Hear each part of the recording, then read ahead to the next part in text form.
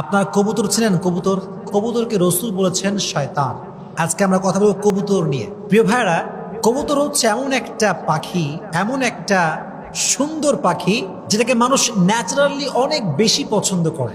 একজন মানুষ, যে মানুষটা খুবই খাস্টা, খুবই খারাপ, কারোর সঙ্গে ভালো বিহেভ করে না, এই মানুষটাও এমন একটা ভাব কবুতর দেখলে করে যে কবুতর তার খুব পছন্দ। কবুতর আমরা এত পছন্দ করি, কিন্তু কবুতরকে রসুল বলেছেন শয়তান। রসুল বলেছে কি? শয়তান।